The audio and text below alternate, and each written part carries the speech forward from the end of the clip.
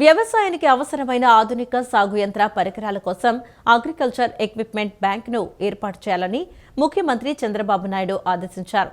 సాగు వ్యయం తగ్గేలా ఆధునిక యంత్ర పరికరాలను రైతులకు అందుబాటులోకి తేవాలని వ్యవసాయ శాఖకు సీఎం దిశానిర్దేశం చేశారు. శాస్త్రీయ విధానంలో పంటల సాగు ప్రణాళిక, వ్యవసాయంలో ఆధునిక యంత్రాలు, డ్రోన్ల వినియోగం ద్వారా సాగు వ్యయం తగ్గించాలని, తద్వారా రైతులకు ప్రయోజనం కలిగేలా చర్యలు చేపట్టాలని ముఖ్యమంత్రి ఆదేశించారు. దీనికోసం ప్రత్యేకంగా ఓ వెబ్సైట్ను ప్రారంభించి పరికరాల వివరాలు తెలిపేలా సమాచారం ఉంచాలన్నారు. ఖరీఫ్, రబీ సీజన్లలో ధాన్యం కొనుగోళ్లతో పాటు వివిధ పంటల కొనుగోళ్లు, మార్కెటింగ్పై సీఎం దిశానిర్దేశం చేశారు. సచివాలయంలో ధాన్యం, పత్తి, మిర్చి సహా వివిధ వాణిజ్య పంటల కొనుగోళ్లపై సీఎం సమీక్ష నిర్వహించారు. ప్రజల ఆహారపు అలవాట్లకు అనుగుణంగా పంటల సాగు, వరికి ప్రత్యామ్నాయంగా చిరుధాన్యాల సాగుపై రైతులు దృష్టి పెట్టేలా అవగాహన కల్పించాలని సీఎం చంద్రబాబు సూచించారు. 2025-26 ఆర్థిక సంవత్సరంలో 50 లక్షల మెట్రిక్ టన్నుల ధాన్యం కొనుగోలు లక్ష్యంగా పెట్టుకున్నట్లు పౌర సరఫరాల శాఖ అధికారులు ముఖ్యమంత్రికి వివరించారు. ఖరీఫ్ సీజన్కు సంబంధించి ఇప్పటి వరకు 18.32 లక్షల మెట్రిక్ టన్నుల ధాన్యం కొనుగోలు చేసినట్లు తెలిపారు. మొత్తం 2,606 కొనుగోలు కేంద్రాల ద్వారా ధాన్యాన్ని కొనుగోలు చేస్తున్నామని, 7.39 కోట్ల గోనె సంచులు కూడా రైతులకు అందుబాటులో ఉంచినట్లు వివరించారు. ధాన్యం కొనుగోలు చేసిన 24 గంటల్లోపే 4,085 కోట్ల మేర రైతులకు చెల్లింపులు చేసినట్లు సీఎంకు తెలిపారు. గత ఏడాదితో పోలిస్తే ఈ ఏడాది 32% అధికంగా కొనుగోలు జరిగినట్లు తెలియజేశారు. దీనిపై స్పందించిన సీఎం ధాన్యం కొనుగోళ్లలో రైతులకు ఎలాంటి ఇబ్బంది లేకుండా చూసుకోవాలని దిశానిర్దేశం చేశారు. ఎన్డీఏ ప్రజాప్రతినిధులు అంతా ధాన్యం కొనుగోలు కేంద్రాలను సందర్శించి రైతులకు అండగా నిలబడాలని సూచించారు.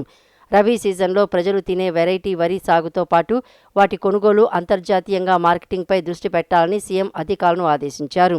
ప్రజల ఆహారపు అలవాట్లకు అనుగుణంగా రాగులు, జొన్న, సజ్జ లాంటి చిరుధాన్యాల పంటలను సేకరించి వినియోగదారులకు అందుబాటులో ఉంచాలన్నారు. రాష్ట్రంలో పత్తి కొనుగోళ్లలో కాటన్ కార్పొరేషన్ ఆఫ్ ఇండియా సంస్థ వ్యవహరిస్తున్న తీరుపై ముఖ్యమంత్రి చంద్రబాబు తీవ్ర అసహనం వ్యక్తం చేశారు. కపాస్, కిసాన్ యాప్ ద్వారా పత్తి కొనుగోళ్లకు సంబంధించిన స్లాట్ల కేటాయింపు, ఇతర సాంకేతిక సమస్యలను తక్షణం పరిష్కరించాలని సీసీఐ అధికారులను ఆదేశించారు. రైతుల నుంచి పత్తి కొనుగోళ్లలో సమస్యలను సృష్టించవద్దని సీసీఐకి సూచించారు. పత్తి కొనుగోళ్లకు సంబంధించి కేంద్రానికి లేఖ రాయాలని అధికారులను ఆదేశించారు. గర్భిణీలు, బాలింతలు, చిన్నారులకు మరింత వేగంగా సేవల్ని అందించేందుకు రాష్ట్ర ప్రభుత్వం అంగన్వాడీ వర్కర్లకు 5G మొబైల్ ఫోన్లను అందిస్తున్నామని మహిళాభివృద్ధి, శిశు సంక్షేమం, గిరిజన సంక్షేమ శాఖ మంత్రి గుమ్మిడి సంధ్యారాణి తెలిపారు. ప్రతి అంగన్వాడీ సెంటర్కు మౌలిక వసతుల కల్పనకు ₹1,00,000 అందిస్తున్నామన్నారు. ప్రభుత్వ పరంగా అన్ని విధాలుగా అండగా ఉంటామని, అదే సమయంలో శాఖ అభివృద్ధికి కూడా మీరు సహకరిస్తారని ఆశిస్తున్నారని అన్నారు. అంగన్వాడీ ఆయాల జీతాల పెంపుపై కూడా దృష్టి సారించామని మంత్రి తెలియజేశారు. గ్రామీణ ప్రాంతాల్లో అంగన్వాడీ టీచర్లకు, ఆశా వర్కర్లకు కూడా ప్రభుత్వ పథకాలకు అర్హత కలిగేలా ముఖ్యమంత్రి దృష్టికి తీసుకువెళ్లామని, దీనిపై త్వరలో సానుకూల నిర్ణయం ఉంటుందన్నారు. ఎన్టీఆర్ జిల్లా కలెక్టరేట్ పింగళి వెంకయ్య సమావేశ మందిరంలో అంగన్వాడీ కేంద్రాల్లో పనిచేస్తున్న 58,204 మంది అంగన్వాడీ కార్యకర్తలు, సూపర్వైజర్లు, బ్లాక్ కోఆర్డినేటర్లకు 5G స్మార్ట్ ఫోన్లను అందించే కార్యక్రమాన్ని మంత్రి గుమ్మడి సంధ్యారాణి లాంఛనంగా ప్రారంభించారు. ఈ సందర్భంగా ఏర్పాటు చేసిన కార్యక్రమంలో మంత్రి గుమ్మడి సంధ్యారాణి మాట్లాడుతూ, రాష్ట్ర వ్యాప్తంగా అంగన్వాడీ వర్కర్లకు 75 కోట్ల వ్యయంతో మొబైల్ ఫోన్లను పంపిణీ చేశామని అన్నారు. గత ప్రభుత్వం ఇచ్చిన 4G ఫోన్లు సరిగ్గా పనిచేయటం లేదని, అందుకే కూటమి ప్రభుత్వం 5G నెట్వర్క్తో ఫోన్లను అందించినట్లు చెప్పారు. కూటమి ప్రభుత్వంలో రాష్ట్ర వ్యాప్తంగా 55,204 అంగన్వాడీ కేంద్రాల్లో దాదాపు 1,25,000 మంది సేవలు అందిస్తున్నారని అన్నారు. రాష్ట్ర ముఖ్యమంత్రి సచివాలయంలో శాఖల మంత్రులతో నిర్వహించిన సమీక్షా సమావేశంలో వివిధ శాఖల ర్యాంకులు ప్రకటించగా మహిళాభివృద్ధి, శిశు సంక్షేమ శాఖ రాష్ట్ర స్థాయిలో 98% సేవలతో A++ కేటగిరీతో 4వ స్థానంలో నిలవడం అభినందనీయమని అన్నారు. దీన్ని 100% సాధించే దిశగా ఉద్యోగులు మరింత కృషి చేయాలని పిలుపునిచ్చారు. తాను మంత్రిగా బాధ్యతలు స్వీకరించే నాటికి మహిళాభివృద్ధి, శిశు సంక్షేమ శాఖ ర్యాంకింగ్లో చివరి స్థాయిలో ఉండగా నేడు 4వ స్థాయికి తీసుకురావడం వెనుక ఉద్యోగులందరి సహకారంతో ఇది సాధ్యమైందని అన్నారు. గ్రామాల్లో తల్లిదండ్రులు తమ చిన్నారులను నమ్మకం, ధైర్యం, విశ్వాసంతో అంగన్వాడీలకు పంపిస్తున్నారని తెలిపారు. పార్వతీపురం, మన్యం జిల్లాలో అంగన్వాడీ సెంటర్స్లో పిల్లలను అందంగా తయారు చేయడానికి ముస్తాబు అనే ఒక కార్యక్రమాన్ని ప్రయోగాత్మకంగా ప్రారంభించి మంచి ఫలితాలు సాధించిన తర్వాత ఈ కార్యక్రమాన్ని రాష్ట్ర వ్యాప్తంగా విస్తరించడానికి చర్యలు తీసుకుంటున్నామని తెలిపారు. ప్రభుత్వం అంగన్వాడీ సెంటర్లో పనిచేసే సిబ్బందిని అన్ని విధాలా ఆదుకుంటున్నామని, ఆర్థికంగా తమకు ఏం కావాలంటే అది చేయటానికి ప్రభుత్వం సిద్ధంగా ఉందని, అయినప్పటికీ ఊరికే రోడ్ల మీదకు వచ్చి ధర్నాలు, నిరసనలు చేయటం తగదన్నారు. యాపులు తగ్గించమని ఢిల్లీలో కేంద్ర ప్రభుత్వం దృష్టికి తీసుకురావడం జరిగిందన్నారు. త్వరలో మీకు కొత్త యూనిఫామ్, చీరలు అందిస్తామన్నారు. చాలా మంది మాకు ప్రభుత్వ పథకాలు అందలేదు అన్నారు. ఆయాలందరికీ వస్తున్నాయి కదా ఇప్పుడు ప్రభుత్వ పథకాలు అందరికి కూడా. అలాగే మున్సిపాలిటీలో ఉన్నటువంటి టీచర్లకు కూడా వస్తున్నాయి. కానీ గ్రామీణ ప్రాంతాల్లో ఉన్న టీచర్లకు రావట్లేదని అది కూడా ముఖ్యమంత్రి గారి దృష్టికి పెట్టాం. మీతో పాటు హెల్త్ డిపార్ట్మెంట్లో ఉన్నటువంటి ఆశా వర్కర్లకు కూడా పెట్టి ముఖ్యమంత్రి గారి దృష్టిలో పెట్టాం. త్వరలోనే దాన్ని కూడా మనం పరిష్కరించే దిశగా వెళ్దామని మీ అందరికీ కూడా నేను తెలియజేస్తున్నాను. ఇది మాత్రం 100%. ఎందుకంటే సార్కి చెప్పుంచాం, సార్ ఈ విషయం మాత్రం మనం కొంచెం చూడాలి అని. ఎందుకంటే ఇప్పుడు ఆల్రెడీ టౌన్లో ఉన్నటువంటి వాళ్ళకి వస్తున్నాయి. ఎందుకంటే 12,000 కంటే తక్కువ ఉండాలి కాబట్టి టౌన్లో, విలేజ్లో అయితే 10,000, మీకు 11,500 ఉంది కాబట్టి కొంచెం ఇబ్బంది ఉంది కాబట్టి మొత్తం ఆయాలకు కానీ వాళ్ళందరికీ కూడా సంక్షేమ పథకాలు అందుతున్నాయి. అలాగే మీ అందరికీ కూడా తెలుసు, ఎప్పటి నుంచో గ్రాడ్యుయేటీ కావాలని మీరు అంతా అడిగితే ఆ గ్రాడ్యుయేటీ కూడా చంద్రబాబు నాయుడు గారు మీ అందరికి కూడా ఇచ్చారు. నేటి నుండి ప్రారంభమయ్యే భవానీ దీక్షల విరమణ కార్యక్రమ నేపథ్యంలో పోలీస్ కమిషనర్ ఎస్వి రాజశేఖర్ బాబు ఆధ్వర్యంలో పటిష్టమైన బందోబస్తు రాత్రి నుండే ఏర్పాటు చేయడం జరిగింది.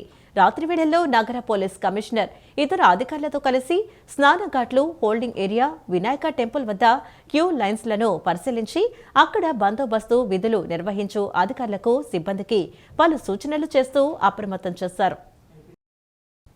విజయవాడ ఇంద్రకీలాద్రిపై భవానీ దీక్షల విరమణ కార్యక్రమం ఘనంగా ప్రారంభమైంది. ఉదయం 6 గంటలకు ప్రధాన ఆలయం నుండి జ్యోతులను తీసుకుని నాదస్వర భజంత్రీలతో బయలుదేరి మహామండపం దిగువన ఏర్పాటు చేసిన హోమకుండాల వద్దకు తీసుకొచ్చారు. వేద పండితుల మంత్రోచ్చరణల మధ్య అగ్ని ప్రతిష్టాపనతో హోమగుండాలను ప్రారంభించారు. ఉదయం 6 గంటల నుంచి భవానీలు దుర్గమ్మ దర్శనానికి వచ్చారు. భవానీ దీక్షల విరమణ సందర్భంగా అంతరాలయ దర్శనాలు రద్దు చేశారు. అన్ని క్యూ లైన్లలో ఉచితంగా ప్రవేశం కల్పించారు. విజయవాడ ఇంద్రకీలాద్రిపై భవానీ దీక్షల విరమణ కార్యక్రమం నేటి నుంచి ప్రారంభమైంది. దీక్ష విరమణ కోసం భవానీలు ఆలయానికి తరలివస్తున్నారు. ఉదయం 6 గంటలకు ప్రధాన ఆలయం నుండి జ్యోతులను తీసుకుని నాదస్వర భజంత్రీలతో బయలుదేరి మహామండపం దిగువన ఏర్పాటు చేసిన హోమగుండాల వద్దకు తీసుకువచ్చారు. వేద పండితుల వేద మంత్రోచ్చరణల మధ్య అగ్ని ప్రతిష్టాపనతో హోమగుండాలను ప్రారంభించారు. ఉదయం 6 గంటల నుంచే భవానీలు దుర్గమ్మ దర్శనానికి వచ్చారు. వినాయకుడి గుడి నుండి టోల్గేటు ద్వారా కొండపైన ఓం టర్నింగ్ వరకు 3 క్యూ మార్గాలు ఏర్పాటు చేశారు. ఓం టర్నింగ్ వద్ద అదనంగా ఏర్పాటు చేసిన లైన్ కలిపి 5 క్యూ లైన్లు సిద్దం చేశారు. ఈ క్యూ లైన్ల మార్గంలో భవానీలు ఆలయానికి చేరుకుంటున్నారు. కొండ దిగువన మరియు కొండపైన తాత్కాలిక క్యూ మార్గం నందు వాటర్ ప్రూఫ్ షామియానాలు, కోయిర్ మ్యాట్లు, తాత్కాలిక విద్యుత్ అలంకరణ ఏర్పాటు చేశారు. భవానీ దీక్షల విరమణ సందర్భంగా అంతరాలయ దర్శనాలు రద్దు చేశారు. అన్ని క్యూ లైన్లలో ఉచితంగా ప్రవేశం కల్పించారు. దుర్గమ్మ దర్శనం అనంతరం భవానీలు శివాలయం మెట్ల మార్గం ద్వారా కిందకు చేరుకుంటున్నారు. కొండ కింద నూతన ప్రసాదాల తయారీ భవనం ఎదురుగా ఉన్న ప్రదేశంలో 2 హోమగుండాలు, గోశాల పక్కన ఉన్న ఖాళీ స్థలంలో 1 హోమగుండం ఏర్పాటు చేశారు. భవానీ భక్తులు ఇరుముడి బంధములు సమర్పించేందుకు ప్రస్తుతం 110 స్టాండ్లు ఉన్నాయి. ఇరుముడుల పాయింట్లను నూతన అన్నదాన భవనం ప్రాంగణంలో ఏర్పాటు చేశారు. దీక్షాదారులు సమర్పించే ఇరుముడి బంధములు ఇప్పేందుకు, ఇరుముడుల బంధాలు ఇప్పేందుకు 300 మంది గురు భవానీలు షిఫ్టుల వారీగా సేవా ప్రాతిపదికన వినియోగిస్తున్నారు. సుదూర ప్రాంతాల నుండి వచ్చిన దీక్షాదారులు మరియు భక్తుల సౌకర్యార్థం వీఎంసీ ఆఫీసు ఎదురుగా గల ప్రదేశము మరియు రాజీవ్ గాంధీ హోల్సేల్ కూరగాయల మార్కెట్ వద్ద గల విద్యుత్ పంపిణీ సంస్థకు చెందిన ప్రదేశంలో 2 విశాలమైన హోల్డింగ్ ఏరియాలను అన్ని మౌలిక వసతులతో కూడిన విధంగా ఏర్పాటు చేశారు. సుమారుగా 6 లక్షలు అంతకు పైబడి భవానీ దీక్షాదారులు, భక్తులు వచ్చే అవకాశం ఉందని అధికారులు అంచనా వేస్తున్నారు. దానికి తగ్గట్లుగా ఏర్పాట్లు చేశారు. ప్రతిరోజు సుమారు 50,000 నుండి 1,00,000 లోపు భవానీ భక్తులు శ్రీ అమ్మవారి దర్శనానికి వస్తారని, చివరి 2 రోజులు సుమారు 1,00,000 నుండి 1,50,000 మంది భవానీ భక్తులు వస్తారని, వారికి దర్శనాలు, ఇతర ఏర్పాట్లు తీసుకున్నట్లు ఆలయ ఈవో సీనా నాయక్ తెలిపారు. కొండపైన, కొండ దిగువన క్యూ లైన్ మార్గాలు, హోల్డింగ్ ఏరియాలు, స్నానఘాట్లు, కేసన కండశాల, ఉచిత వైద్యశాలలు, ప్రసాద విక్రయ కేంద్రాలు, గిరి ప్రదక్షిణ మార్గాలు మొదలైన నిర్ణయించిన ఇతర అన్ని ముఖ్య ప్రదేశాల వద్ద భక్తులకు 15 లక్షల వాటర్ బాటిల్స్ ను అందుబాటులో ఉంచారు. క్యూ లైన్లలో ఉండే దీక్షాదారులు, భక్తులు అందరికీ నిరంతరాయంగా తాగునీరు, మజ్జిగ ప్యాకెట్లు, బిస్కెట్ ప్యాకెట్లను అందిస్తున్నారు. దేశ చరిత్రలోనే ఉర్దూ భాషాభివృద్ధి కొరకు పాటుపడిన ఏకైక నాయకులు ముఖ్యమంత్రి నారా చంద్రబాబు నాయుడు అని మైనారిటీ శాఖ మంత్రి ఫరూక్ ఉద్ఘాటించారు. ఉర్దూ అకాడమీ ఉద్యోగుల్లో పనిచేస్తున్న వారికి గుర్తింపు, చెయ్యని వారిపై శాఖాపరమైన చర్యలు ఉంటాయని స్పష్టం చేశారు. దేశ చరిత్రలోనే ఉర్దూ భాషాభివృద్ధి కొరకు పాటుపడిన ఏకైక నాయకుడు ముఖ్యమంత్రి నారా చంద్రబాబు నాయుడని మైనారిటీ శాఖ మంత్రి ఫారూక్ ఉద్ఘాటించారు. నిన్న విజయవాడ షా జాహూర్ ముసాఫిర్ ఖానాలో ఉర్దూ అకాడమీ ఉద్యోగుల సమీక్షా సమావేశంలో ఆయన ముఖ్య అతిథిగా పాల్గొని ప్రసంగించారు. సమావేశానికి ఉర్దూ అకాడమీ చైర్మన్ మహమ్మద్ ఫారూక్ సుబ్లీ అధ్యక్షత వహించారు. మంత్రి ఫారూక్ మాట్లాడుతూ భాషకు మతంతో సంబంధం లేదని అన్నారు. ఉర్దూ అకాడమీ చరిత్రలో ముఖ్యమంత్రి నారా చంద్రబాబు నాయుడు ఆధ్వర్యంలో ఉర్దూ భాషాభివృద్ధికి నూతన అధ్యాయం లిఖిస్తామన్నారు. ఉర్దూ అకాడమీ ఉద్యోగుల్లో పనిచేసిన వారికి గుర్తింపు, చేయని వారిపై శాఖాపరమైన చర్యలు ఉంటాయని స్పష్టం చేశారు. చైర్మన్ ఫరూక్ సుబ్లీ మాట్లాడుతూ ఉద్యోగులంతా తన కుటుంబ సభ్యులు మరియు మీ కష్టాలను మా కష్టాలు అని అనుకునే విధంగా శక్తివంచన లేకుండా పనిచేయాలని అన్నారు. సీఎం చేతుల మీదుగా బ్రోచర్ విడుదల చేసిన తర్వాత రాష్ట్ర వ్యాప్తంగా వారోత్సవాలు నిర్వహిస్తామని, అలాగే అధిక ప్రాధాన్యత రాయలసీమ ప్రాంతానికి ఇస్తామని అన్నారు. ఎవరైతే యాత్రికులు హజ్కు పోయే యాత్రికులు ఎవరుతున్నారో ఎంబార్గేషన్ పాయింట్ విజయవాడలో ఉంటే వారికి ₹1,00,000 కూడా సబ్సిడీ ఇస్తామని కూడా చెప్పడం జరిగింది. ఆ ఫైల్ కూడా నిన్న క్లియర్ చేశారు ముఖ్యమంత్రి గారు. ఎంబార్గేషన్ పాయింట్ చాలామంది అన్నారు చెన్నై నుంచి పెట్టడానికి ఎట్లా, బెంగళూరు నుంచి పోతే ఎట్లా, హైదరాబాద్ నుంచి పోతే ఎట్లా అని. ఆ రోజు హైదరాబాద్లో నేనే పెట్టా, సార్ చంద్రబాబు నాయుడు గారు ఉన్నారు. అప్పుడు ఎంబార్గేషన్ పాయింట్ హైదరాబాద్లో ఉండేది కదా, తెచ్చుకొచ్చింది వాజ్పేయి గారు ఉన్నప్పుడు. నేను స్వయంగా పోయి ముఖ్యమంత్రి గారు ఫోన్ చేశారు, ఫరూక్ ఎవడు ఉంటే నేను పార్లమెంట్ ఆఫీస్లో కూర్చుంటే మా తెలుగుదేశం పార్టీ ఎంపీలంతా పిలిచిపోతే ఆయన 5 నిమిషాలు మోహన్ బాబు ఇంటర్వ్యూ ఇచ్చారు. నా ఎదురుగునే ఆయన జస్వంత్ సింగ్ గారిని పిలిపించి చంద్రబాబు నాయుడు గారు పిలిచారు. వాళ్ళ ఎంబార్గేషన్ పాయింట్ కావాలంట. వాళ్ళ యాత్రికులంతా హైదరాబాద్ అంటే ఆంధ్రప్రదేశ్, కంబైన్డ్ ఆంధ్రప్రదేశ్ యాత్రికులంతా చెన్నై నుంచి, బెంగళూరు నుంచి, హైదరాబాద్ అయితే బాంబే నుంచి పోతున్నారు. హైదరాబాద్ ఎంబార్గేషన్ పాయింట్ పెట్టండి అని చెప్పారు. పెట్టాము. నేనే పెట్టే యువకులు ఉన్నారో యువకుల్లో అది లోపిస్తుంది. వాళ్ళల్లో వారికి అవగాహన తీసుకొని రావడానికి కూడాను ముస్లిం ఉంటారు యువకుల్ని కూడాను ప్రోత్సహించి వారి ద్వారా ఒక క్రికెట్ మ్యాచ్ ఏర్పాటు చేసి మొత్తం టీషర్ట్స్పై కూడాను ఉర్దూ భాష ఉపయోగించి, అదేవిధంగా మొత్తం కామెంటరీ కూడాను ఉర్దూ భాషలో మెయింటైన్ చేస్తూ, అదేవిధంగా ఆఖరిలో విజయవాడ కేంద్రంగా ఒక బౌద్ధకరమైనటువంటి ఒక పెద్ద కార్యక్రమం కూడాను ముషాయిరా కానివ్వండి, లేకపోతే గజల్స్ కానివ్వండి అన్నీ కూడాను ఏర్పాటు చేసి ఇక్కడ ఏర్పాటు చేయడం జరుగుతుంది అని చెప్పి తెలియజేస్తూ బీసీ స్టడీ సర్కిల్ ద్వారా ఉచిత సివిల్స్ కోచింగ్ కు 100 మంది ఎంపికైనట్లు రాష్ట్ర బీసీ, ఈబీసీ సంక్షేమం, చేనేత మరియు జౌళి శాఖ మంత్రులు ఎస్ సవిత తెలిపారు. స్క్రీనింగ్ పరీక్షకు హాజరయ్యేందుకు 864 మంది దరఖాస్తు చేసుకోగా 723 మంది మాత్రమే పరీక్షకు హాజరయ్యారని, వారిలో మెరిట్ మరియు రూల్ ఆఫ్ రిజర్వేషన్ ప్రాతిపదికన 100 మందిని ఎంపిక చేయడం జరిగిందన్నారు.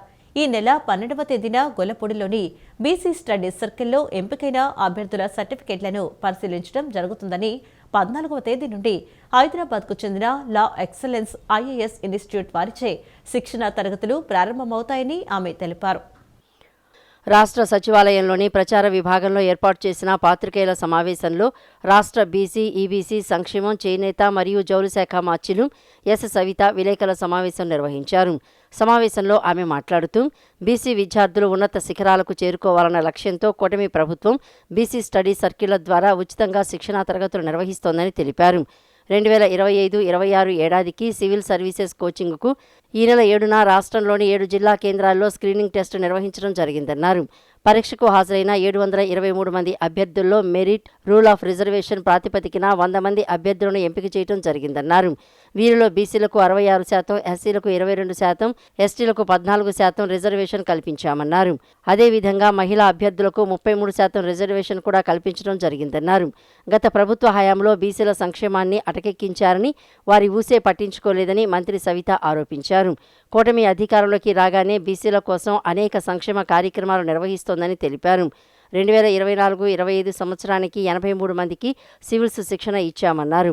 అలాగే బీసీ స్టడీ సర్కిల్స్ ద్వారా 6,500 మందికి mega DSC online, offline coaching అందించగా 250 మంది బీసీ అభ్యర్థులు టీచర్లుగా ఎంపికయ్యారని వారికి అభినందనలు తెలిపారు. బీసీ స్టడీ సర్కిల్స్కు ప్రతిష్టాత్మకమైన స్కోచ్ అవార్డు లభించడంపై హర్షం వ్యక్తం చేశారు.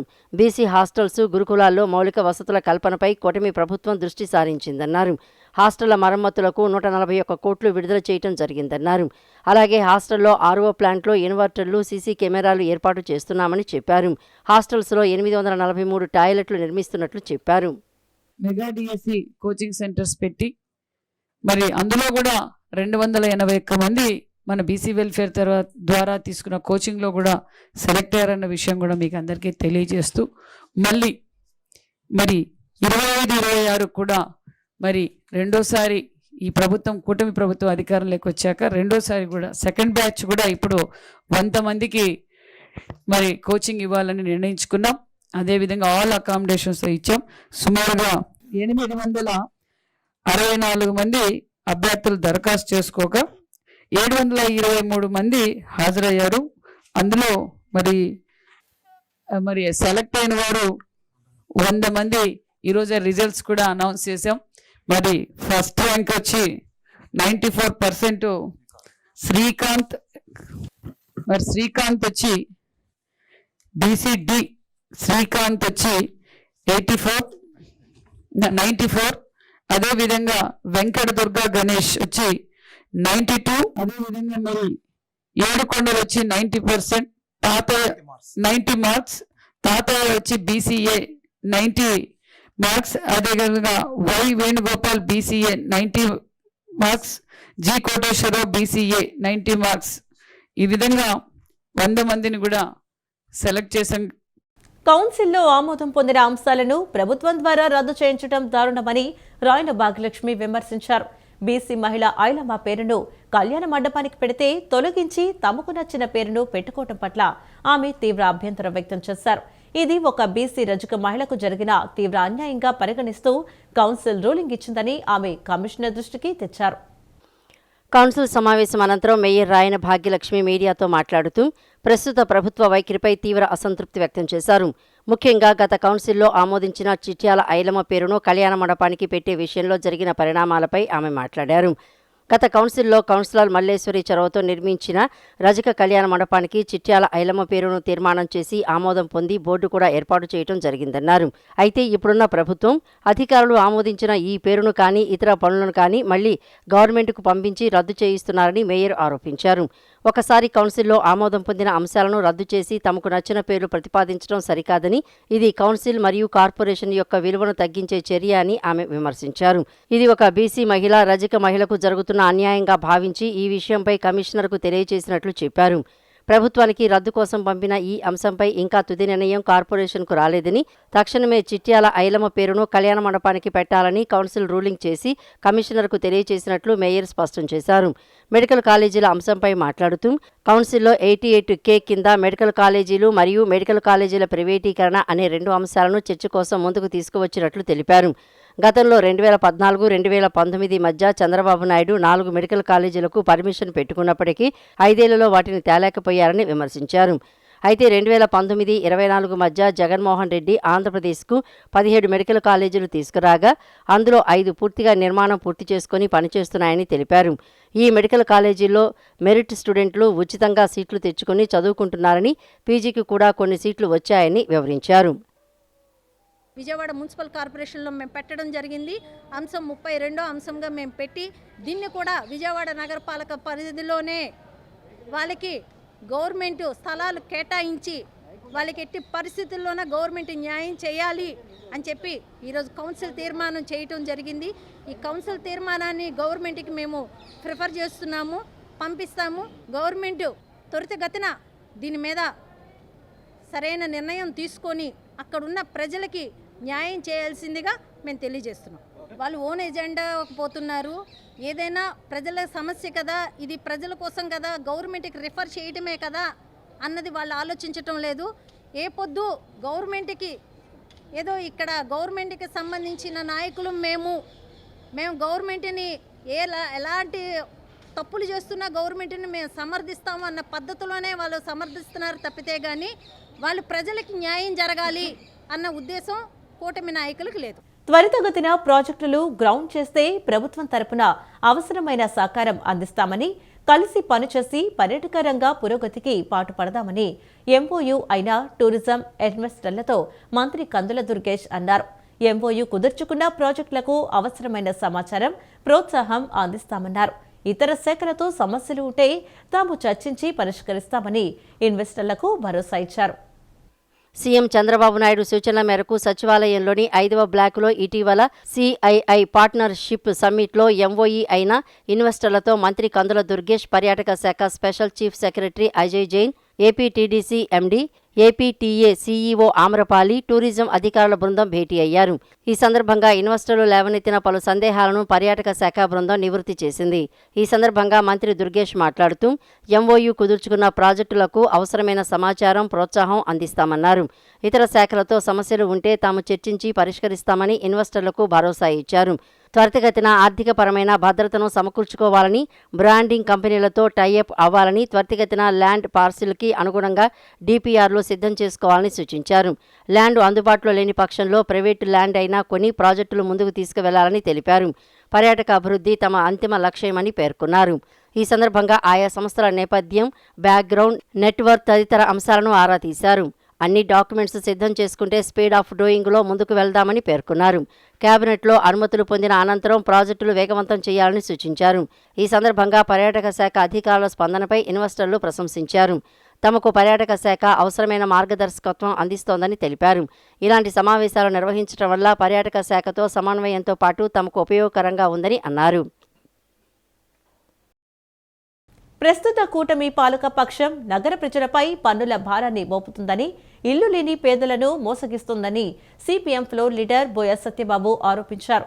నగర అభివృద్ధిని అడ్డుకుంటూ నిధులు ఇవ్వకుండా అన్యాయం చేస్తున్నారని ఆయన విమర్శించారు. ముఖ్యంగా స్వతంత్ర సమరయోధురాలు చిట్యాల ఐలమ్మ పేరుతో ఏర్పాటు చేసిన కమ్యూనిటీ హాలు, కళ్యాణ మండపం బోర్డులను రాష్ట్ర ప్రభుత్వం తొలగించడం స్వతంత్ర సమరయోధులను అవమానించడమేనని ఈ అంశంపై కౌన్సిల్లో చర్చ జరిగిందని తెలిపారు. అలాగే విజయవాడ నగరంలో జరుగుతున్న ఇళ్ల కూల్చివేతల విషయంలో జోజీనగర్లోని 42 కుటుంబాల ఇళ్లను కూల్చేందుకు భూ కబ్జాదారులు, దొంగ సొసైటీలకు కూటమి ప్రభుత్వం మద్దతు ఇవ్వడం అన్యాయమని అన్నారు.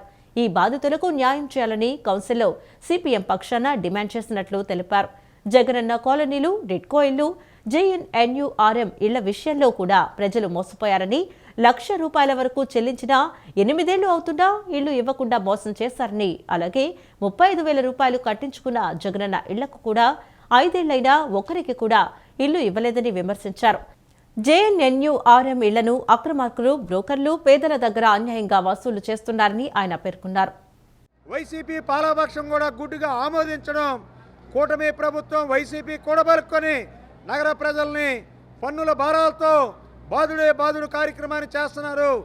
ఈ అంశాల మీద మరి కౌన్సిల్ సమావేశంలో సిపిఎం పక్షంగా విజయవాడ ప్రజల బాధల్ని తెలియజేయడం జరిగింది. కానీ రాష్ట్రంలో ఉన్నటువంటి తెలుగుదేశం, వైసీపీ ఇద్దరు కూడా విజయవాడకు అన్యాయం చేస్తున్న విషయాన్ని విజయవాడ పౌరులారా మీరందరూ ప్రశ్నించండి. ఈ పాలకులు విజయవాడకి అన్యాయం చేస్తున్నారు, నగర ప్రజలకు అన్యాయం చేస్తున్నారు, భారాలు వేస్తున్నారు, ఇల్లు ఇవ్వట్లేదు. ఈ రకమైనటువంటి మోసాలని ప్రజలందరూ కూడా ప్రశ్నించాలని సిపిఎం పక్షంగా విజ్ఞప్తి చేస్తున్నాం. ప్రభుత్వ వైద్య కళాశాలల ప్రైవేటీకరణను వ్యతిరేకిస్తూ కోటి సంతకాల సేకరణ కార్యక్రమం రాష్ట్ర వ్యాప్తంగా అన్ని నియోజకవర్గాల్లో జరిగిందని, ప్రజా అభిప్రాయాన్ని సంతకాల రూపంలో సేకరించామని విజయవాడ సెంట్రల్ నియోజకవర్గం వైసీపీ ఇన్ఛార్జ్, మాజీ ఎమ్మెల్యే మల్లాది విష్ణు అన్నారు. సెంట్రల్ నియోజకవర్గంలో 60,000కు పైచిలకు సంతకాలు సేకరించామని, ఆ పత్రాలను ఎన్టీఆర్ జిల్లా కార్యాలయానికి పంపించామని చెప్పారు. ప్రజల మద్దతుతో పూర్తి స్థాయిలో కోటి సంతకాలు పూర్తి చేసుకున్న వైసీపీ జగన్మోహన్ రెడ్డి నాయకత్వంలో 17న గవర్నర్ను కలవాలనుకున్నట్లు తెలిపారు. రాష్ట్రంలో ప్రభుత్వ వైద్య కళాశాలను కూటమి ప్రభుత్వం ప్రైవేటీకరణ చేయటానికి వ్యతిరేకంగా సెంట్రల్ నియోజకవర్గం ఇన్ఛార్జి, మాజీ ఎమ్మెల్యే మల్లాది విష్ణు ఆధ్వర్యంలో నియోజకవర్గంలో ప్రజల నుంచి సేకరించిన సంతకాల సేకరణ పత్రాలను జిల్లా కార్యాలయానికి తరలించే కార్యక్రమాన్ని నిర్వహించారు.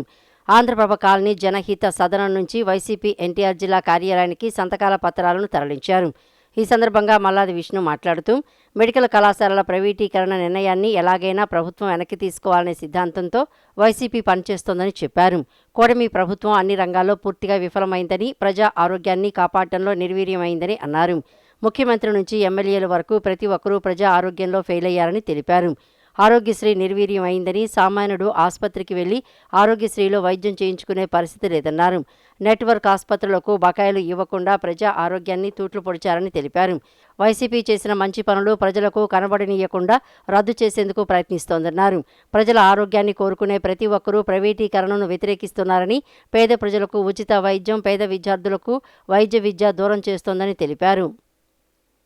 ప్రజా ఉద్యమాన్ని మరింత తీవ్రతరం చేసి ప్రజల్లోకి వెళ్ళి ఈ ప్రభుత్వం యొక్క నైజాన్ని, చంద్రబాబు నాయుడు గారి యొక్క నైజాన్ని, కూటమి ప్రభుత్వం యొక్క నైజాన్ని, ప్రజా ఆరోగ్యం ఏ రకంగా దెబ్బతింటుందో అన్ని విషయాల్ని ప్రజలకు తెలియజేస్తాము అని చెప్పి ఈ సందర్భంగా తెలియజేసుకుంటూ, విజయవాడ సెంట్రల్ నియోజకవర్గం నుంచి అన్ని డివిజన్స్ నుంచి ప్రాతినిధ్యం వహించినటువంటి ఈ 60,000 సంతకాలని ఈరోజు మేము పార్టీ ఆదేశానుసారం జిల్లా ఆఫీస్కి ఈ క్షణం పంపించడం జరుగుతుంది.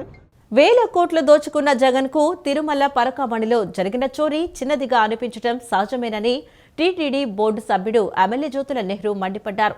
హిందువులపై జగన్కు ఎంత ద్వేషం ఉందో ఆయన తీరు చూస్తేనే అర్థమవుతుందని దుయ్యబట్టారు. మంగళగిరిలోని తెలుగుదేశం పార్టీ కేంద్ర కార్యాలయంలో జ్యోతుల నెహ్రూ మీడియాతో మాట్లాడారు. శ్రీవారి భక్తుల మనోభావాలను జగన్ దెబ్బతీశారని ఆగ్రహం వ్యక్తం చేశారు. పరకామణి చేతివాటంలో జగన్, వైవి సుబ్బారెడ్డి, భూమన కరుణాకర్ రెడ్డి పాత్ర ఉందని జ్యోతుల నెహ్రూ ఆరోపించారు. వేల కోట్ల రూపాయలు దోసేసినటువంటి నీకు నిజంగానే పరకామణికే చిన్నదాని కింద కనపడడం సహజమే. ఎందుకంటే నీలో ఏదైనా నీతి, నిజాయితీ ఈ సన్మాత్రం నిలబడున్నా 11 సంవత్సరాలు కాలయాపన చేసుకుంటూ నువ్వు నడిపిస్తున్నటువంటి నీ మీద వచ్చినటువంటి ఆరోపణలు నువ్వు పెద్ద నీతివంతుడని చెప్తావు. మరి నీతివంతుడు అయినప్పుడు ఎందుకు దాన్ని నువ్వు క్లారిటీగా వెళ్ళి విచారణ జరిపించుకొని నిజాయితీగా బయటికి రాలేకపోతున్నావు? తప్పు చేసావు కాబట్టే ఇవాళ 11 సంవత్సరాలు లాక్కుంటూ వస్తున్నటువంటి పరిస్థితి ఉంది. ఇక పరకామణి దానికి వస్తులో కల్లా నువ్వు పరకామణి కేసు చిన్నది అని ఎప్పుడైతే దొంగతనం చిన్నదాని కింద సృష్టించి దీన్ని పక్కదోవ పట్టించాలని చూస్తున్నావో ఇందులో నీ పాత్ర కూడా ఉంది అని స్పష్టమవుతున్నటువంటి పరిస్థితులు ఉన్నాయి. నువ్వు కానీ, సుబ్బారెడ్డి కానీ, అదే రకంగా కరుణ్ కుమార్ రెడ్డి కానీ, కరుణాకర్ రెడ్డి కానీ, మీరందరూ కూడా ఈ పరకామణి కేసులో మాత్రం 100% ఇన్వాల్వ్ అయి ఉన్నటువంటి మాట వాస్తవం. రాష్ట్రంలో కూటమి ప్రభుత్వం ఏర్పడిన 18 నెలల్లోనే 25 లక్షల కోట్ల రూపాయల పెట్టుబడులు సాధించామని, తద్వారా 26 లక్షల ఉద్యోగావకాశాలు అందుబాటులోకి రానున్నాయని టీడీపీ పొలిట్ బ్యూరో సభ్యుడు కాలువ శ్రీనివాసులు తెలిపారు. పెట్టుబడులు తీసుకురావడంలో మంత్రి నారా లోకేష్ కీలక పాత్ర పోషిస్తున్నారని కొనియాడారు. గత 5 ఏళ్ల వైసీపీ పాలనలో రాయలసీమలో ఒక్క పరిశ్రమ కూడా రాలేదని, కానీ నేడు కూటమి ప్రభుత్వంలో ఆ ప్రాంతం రెన్యూవబుల్ ఎనర్జీ హబ్గా వెలిగిపోతుందని పేర్కొన్నారు. రాష్ట్రంలో కూటమి ప్రభుత్వం ఏర్పడిన 18 నెలల్లోనే 25 లక్షల కోట్ల పెట్టుబడులు సాధించామని, తద్వారా 26 లక్షల ఉద్యోగ అవకాశాలు అందుబాటులోకి రానున్నాయని టీడీపీ పొలిట్ బ్యూరో సభ్యులు కాలువ శ్రీనివాసులు తెలిపారు. ముఖ్యమంత్రి చంద్రబాబు పరిపాలనా దక్షత, మంత్రి నారా లోకేష్ అవిశ్రాంత కృషితో రాష్ట్రానికి పెట్టుబడులు వరదలా వస్తున్నాయని ఆయన హర్షం వ్యక్తం చేశారు. బుధవారం నాడు మంగళగిరిలోని టీడీపీ కేంద్ర కార్యాలయంలో ఏర్పాటు చేసిన మీడియా సమావేశంలో ఆయన మాట్లాడారు. ఈ సందర్భంగా కాలువ శ్రీనివాసులు మాట్లాడుతూ, కూటమి ప్రభుత్వంపై నమ్మకంతో దేశ విదేశీ దిగ్గజ సంస్థలు రాష్ట్రంలో పరిశ్రమలు స్థాపించడానికి ముందుకు వస్తున్నాయి. చంద్రబాబు ఆర్థిక శాస్త్రంలో నిష్ణాతులు కాగా ఆయన అనుభవం రాష్ట్రానికి శ్రీరామ రక్షగా మారింది. వెనుకబడిన ఉత్తరాంధ్ర, రాయలసీమ ప్రాంతాల్లో సైతం పారిశ్రామికవేత్తలు పెట్టుబడులు పెట్టేందుకు ఆసక్తి చూపుతున్నారు. ఈ ఏడాదిన్నర కాలంలోనే 25 లక్షల కోట్లకు పైగా విలువైన ఒప్పందాలు జరిగాయి. అనేక పరిశ్రమల పనులు కూడా ప్రారంభమయ్యాయి. ఈ పెట్టుబడుల ద్వారా సుమారు 26 లక్షల మందికి ప్రత్యక్షంగా, పరోక్షంగా ఉపాధి లభిస్తుంది అని వివరించారు. ఆంధ్రప్రదేశ్ రాష్ట్రంలో పెట్టుబడులకు ఉన్న అవకాశాలను వివరిస్తూ వారిని ఇక్కడ పెట్టుబడులు పెట్టే విధంగా సమాయత్తం చేస్తున్న విషయాన్ని నేను మనవి చేస్తూ ఉన్నాను. ఒక అనాథగా మిగిలిన రాష్ట్రం, అస్తవ్యస్త పరిపాలనతో వ్యవస్థలన్నీ నాశనమైపోయి ఆర్థిక పరిస్థితి వెంటిలేటర్కు చేరిన నేపథ్యంలో ఏడాదిన్నర క్రితం పాలనా పగ్గాలు చేపట్టిన కూటమి ప్రభుత్వం ఈ 18 నెలల కాలంలో పారిశ్రామిక పెట్టుబడులను ఇంత గొప్పగా ఆకర్షించడం అనేది ఆంధ్రప్రదేశ్ రాష్ట్ర ప్రజలు చేసుకున్న అదృష్టం. ఇట్లాంటి నాయకత్వం ఈ రాష్ట్రానికి ఉండడం మనందరికీ కూడా గర్వకారణమని నేను మనవి చేస్తూ ఉన్నా. ఇన్ని రకాలుగా ప్రయత్నాలు చేస్తూ ఇంత పెద్ద ఎత్తున పెట్టుబడులను ఆకర్షిస్తున్న సందర్భంలో వైసీపీ నాయకులు జగన్మోహన్ రెడ్డి సారథ్యంలో నడుస్తున్న మీడియా సంస్థ ఇంకా ఈ పారిశ్రామిక పెట్టుబడులపైన రోజు విషం కక్కే ప్రయత్నం చేస్తూ ఉన్నారు. భూములు తక్కువ ధరలకు ఎందుకు ఇస్తున్నారు, ఇంత పెద్ద ఎత్తున పారిశ్రామిక ప్రోత్సాహకాలు ఎందుకు ప్రకటిస్తున్నారని పదే పదే విషం జిమ్మే ప్రయత్నం చేస్తూ ఉన్నారు. రాష్ట్రంలో వెటర్నరీ విద్య, వెటర్నరీ ప్రాక్టీస్ మరియు నియంత్రణ బలోపేతం అంశాలపై పలు ముఖ్యమైన నిర్ణయాలు ఆంధ్రప్రదేశ్ రాష్ట్ర వెటర్నరీ కౌన్సిల్ తీసుకుంది. పారా వెటర్నరీ మరియు అనుబంధ కౌన్సిల్ చట్టం పూర్తిగా రద్దు చేయాలని మరియు దీని ఆధారంగా సాగుతున్న కార్యక్రమాలు నిలిపివేయాలని ఆంధ్రప్రదేశ్ ప్రభుత్వానికి సిఫారసు చేయాలని కౌన్సిల్ నిర్ణయించిందని కౌన్సిల్ అధ్యక్షులు డాక్టర్ పివి లక్ష్మయ్య తెలిపారు. అన్ని వెటర్నరీ ప్రాక్టీషనర్లు తమ రిజిస్ట్రేషన్ పునరుద్ధరణ కోసం కనీసం 60 గంటల శిక్షణను పూర్తి చేయాలన్నారు. విజయవాడలో నిన్న జరిగిన ఆంధ్రప్రదేశ్ రాష్ట్ర వెటర్నరీ కౌన్సిల్ సమావేశంలో తీసుకున్న నిర్ణయాలపై ఆంధ్రప్రదేశ్ స్టేట్ వెటర్నరీ కౌన్సిల్ అధ్యక్షులు డాక్టర్ పివి లక్ష్మయ్య విలేకరుల సమావేశం నిర్వహించారు. సమావేశంలో తీసుకున్న నిర్ణయాలను వివరించారు. Veterinary council of India act 1984 ప్రకారం వెటర్నరీ మరియు వెటర్నేరియన్ అనే పదాలను కేవలం నమోదు చేయబడిన వెటర్నరీ గ్రాడ్యుయేట్లు మాత్రమే ఉపయోగించవచ్చని, అన్ని నాన్ గ్రాడ్యుయేట్ సంఘాలకు తమ హోదాలు, టైటిల్స్ మరియు సంస్థ పేర్లలో నుండి ఈ పదాలను తక్షణమే తొలగించాలని ఆదేశించారు. Indian veterinary council act 1984 section 56 ప్రకారం statutory నోటీసులను Andhra Pradesh non graduate veterinarian federation మరియు సంబంధిత సంస్థల అధ్యక్షులకు జారీ చేయాలని తీర్మానించాయన్నారు. పారా వెటర్నరీ మరియు అనుబంధ కౌన్సిల్ చట్టం 2023 పూర్తిగా రద్దు చేయాలని మరియు దీని ఆధారంగా సాగుతున్న కార్యక్రమాలు నిలిపివేయాలని ఆంధ్రప్రదేశ్ ప్రభుత్వానికి సిఫార్సు చేయాలని కౌన్సిల్ నిర్ణయించిందన్నారు. అనధికారిక ప్రైవేటు ప్రాక్టీస్ను అరికట్టడానికి గైడ్లైన్ త్వరలో కౌన్సిల్ జారీ చేయనుందన్నారు. అన్ని వెటర్నరీ ప్రాక్టీషనర్లు తమ రిజిస్ట్రేషన్ పునరుద్ధరణ కోసం కనీసం 60 గంటల శిక్షణ పూర్తి చేయాలన్నారు. ఎన్ఈపిని మొట్టమొదటిగా జీఓఎంఎస్ నెంబర్ 14 ద్వారా దాన్ని 3 సంవత్సరాల డిగ్రీని ఐడెంటిఫై చేసినటువంటి పరిస్థితి లాస్ట్ ఇయర్ జరిగింది. సో దాన్ని కూడా ఆ జీఓఎంఎస్ నెంబర్ 14 కూడా క్యాన్సిల్ చేయమని చెప్పి గవర్నమెంట్ని రిక్వెస్ట్ చేసేదానికి నిర్ణయం తీసుకోవడం జరిగింది. కాబట్టి ఈ సందర్భంగా మన veterinary council of India vice president గారు, అట్లానే డైరెక్టర్ గారు, వీసీ గారు అందరూ ఉన్నారు. సో అందరం కలిసి కూర్చొని డిపార్ట్మెంట్ని అటు రైతులకు ఉపయోగపడే విధంగా, రైతులకి మంచి సర్వీసులు అందించే విధంగా ఈ ప్రభుత్వం కృషి చేస్తుంది. కాబట్టి ఇక్కడ ఉన్నటువంటి వ్యవస్థ అంతా కూడాను ఆ రకంగా ముందుకు వెళ్ళాలని చెప్పి మంచి నిర్ణయాలు తీసుకోవాలని చెప్పి మీటింగ్ని ఏర్పాటు చేసుకున్నాము. Different diploma colleges and who is going to conduct and who is going to syllabus this and what is the need. There is already very branded syllabus is framework prepared by the university, veterinary university. What is the need by this council? What is the need of the different syllabus? What is this need? That is the common sentiments of this all veterinarians from the Andhra Pradesh, and we Veterinary Council of India will support this, and we will also go to a government. We will meet the chief minister, deputy chief minister or animal husbandry minister that they have to stop these all things. గత సంవత్సరం నుంచి నర్సుల సమస్యలను రాష్ట్ర ప్రభుత్వం దృష్టికి తీసుకువెళుతున్నా ఎటువంటి స్పందన లేదని ఏపీ గవర్నమెంట్ నర్సెస్ అసోసియేషన్ రాష్ట్ర అధ్యక్షురాలు ఎస్ రాధమ్మ తెలిపారు. 143 జీవో ప్రకారం పీహెచ్సీలో స్టాఫ్ నర్సులు 3 కేటాయించారని, వారిలో ఒకరు సెలవులో ఉంటే మరో 2 12 గంటల చొప్పున, ఒక్కరే ఉంటే 24 గంటలు డ్యూటీ చేస్తున్నారని, కనీసం ఆఫ్ తీసుకునే వెసులుబాటు లేదన్నారు. తప్పనిసరిగా నైట్ డ్యూటీలు చేయించాలంటున్నారని, తమకు కావలసిన సదుపాయాలు కల్పించి సెక్యూరిటీ, సపోర్టింగ్ స్టాఫ్ ఉంటే నైట్ డ్యూటీ చేస్తామని తెలిపారు. ఒక్కరే ఉంటే ఒక్కొక్కసారి 24 అవర్స్ చేయిస్తున్నారు. పని మా డ్యూటీ అవర్స్లో ఎంతైనా చేస్తారు మా పిల్లలు. కానీ వాళ్ళకు కూడా లీవులు, ఆఫ్లు అనేటివి ఉండాలి, సెక్యూరిటీ ఉండాలి. కాబట్టి పదే మేము గవర్నమెంట్కు విన్నవిస్తున్నాం ఈ మీడియా ద్వారా. ఇప్పటికైనా స్పందించి దీనిపైన ఒక కమిటీని వేసుకొని మాకు అనుకూలంగా ఒక నిర్ణయం తీసుకొని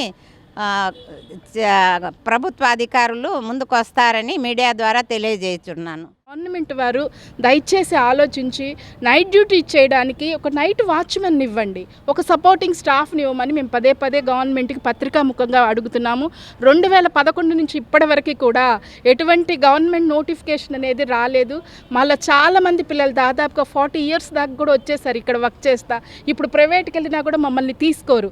కాబట్టి గవర్నమెంట్ వారు పదే పదే రిప్రజెంట్ చేస్తున్న 2011 నుంచి ఇప్పటి వరకు కాంట్రాక్ట్లో ఉన్న వారిని దశల వారీగా అయినా వాళ్ళని రెగ్యులర్ చేయమని పత్రికాముఖంగా అందరినీ కోరుకుంటున్నాము. పిహెచ్లు నైట్ డ్యూటీకి వాచ్మెన్ అవ్వకుండా ఒక సింగిల్ స్టాఫ్ నర్స్ డ్యూటీలు చేయడం వల్ల మహిళలపై మన అఘాయిత్యాలు మనం చూస్తున్నాము. మేము ఆల్రెడీ చాలా రిప్రజెంట్ చేసాం ఈ విషయం. అయినా సరే అధికారులు కానీ గవర్నమెంట్ కానీ చేస్తానని చెప్తున్నారు, కానీ ఇప్పటివరకు దాన్ని ఒక కొలికి తీసుకురాలేదు.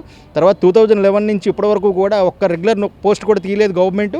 రెగ్యులర్ నోటిఫికేషన్ ఇచ్చి వెంటనే కాంట్రాక్ట్లో ఎవరైతే ఉన్నారో 7,000 మంది సుమారుగా స్టాఫ్ నర్సులు ఉన్నారండి కాంట్రాక్ట్లో. ఆ 7,000 మందిని దఫాలుగా అయినా సరే వాళ్ళందరినీ కూడా రెగ్యులర్ చేసి కూటమి గవర్నమెంట్ మీద మాకైతే నమ్మకం ఉందండి. ప్రీవియస్ గవర్నమెంట్ కోవిడ్లో మేము ప్రాణాలు తెగించి కష్టపడ్డామండి ప్రతి ఒక్కరం కూడా.